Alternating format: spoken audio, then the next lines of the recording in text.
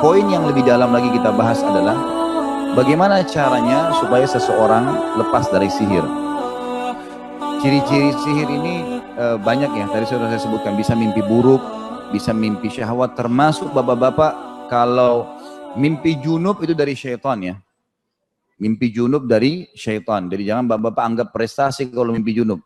Karena itu dari syaitan. Nabi SAW dikatakan tidak pernah mimpi junub.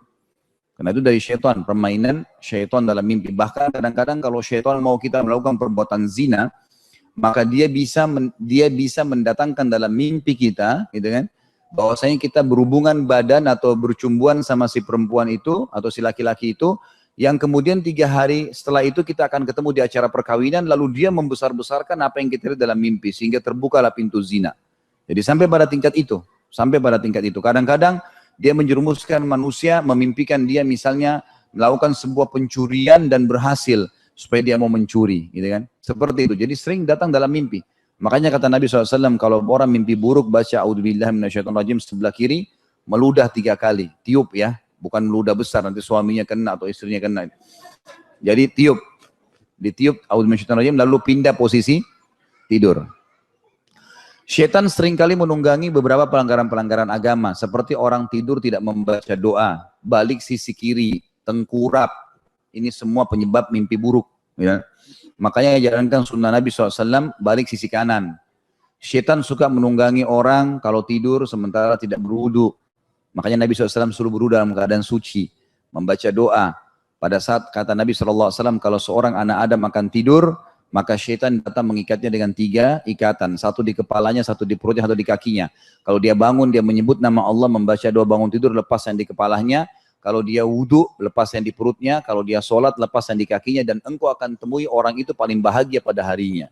Jadi lepas dari godaan syaitan itu sendiri. Nah, penyihir, ada memang yang sehari-hari kita digoda sama syaitan saja, gitu kan. Umum, seperti Korin dan tadi melakukan maksiatan dalam mimpi, biar tidak disihir. Nah, kalau ada sihir yang disasarkan kepada kita, nanti akan ada kerjasama antara korin kita, pendamping dari syaitan yang menggoda kita sehari-hari, itu dengan syaitan-syaitannya para penyihir. Nanti itu lebih kuat lagi, gitu kan? Maksudnya sini lebih kuat tanda kutip, mereka akan kerjasama untuk mengganggu orang yang jadi target ini, mengganggu orang yang jadi target.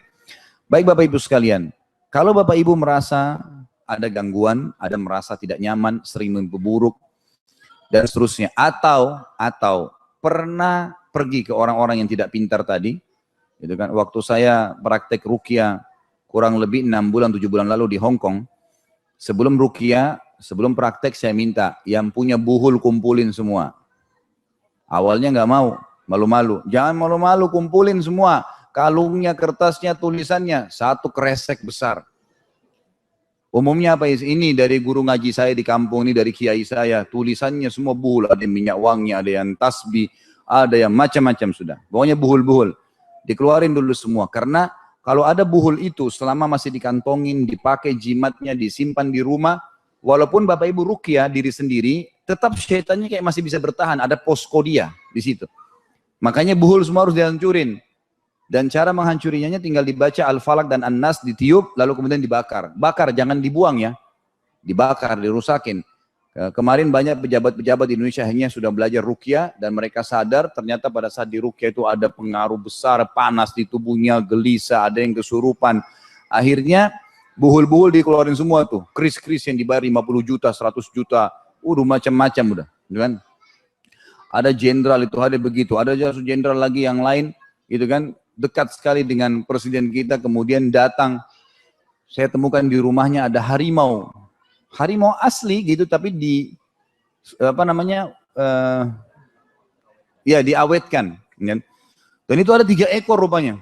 Begitu saya masuk mau taklim pertama di rumahnya, harimau duluan gitu.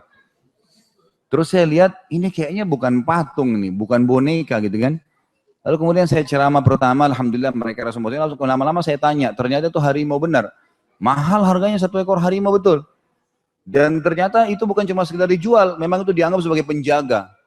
Subhanallah. Setelah mungkin sebulan 2 bulan saya isi pengajian, lalu sudah mulai dia merasa tenang dengan pengajian ini, dengan pemahaman sunnah, lalu kemudian dia mulailah memahami. Lalu bagaimana Ustaz? Saya bilang musnain.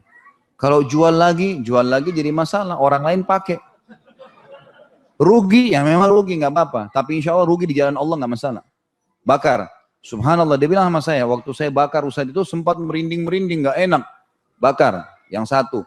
Yang di belakang sekali bang rumah dia taruh, dia bilang waktu saya mau bakar ada kukunya keluar, kesannya begitu. Kan karena dia memang sudah pernah minta dari orang-orang ini gitu kan. Maka saya bilang bakar, siramin minyak bensin bakar. Iya Ustaz, saya sudah suruh bakar, bakar semua. Setelah dibakar rumahnya jadi tenang, subhanallah. Tidur lebih enak, lebih plong, nggak pernah lagi mimpi buruk dan segalanya. Seperti itulah. Karena buhul-buhul ini sudah dimusnahkan. Makanya buhul semua sebelum praktek ruqyah harus dibuang. Sepakat nggak ini? Jangan ada yang sayang-sayang buhulnya ya.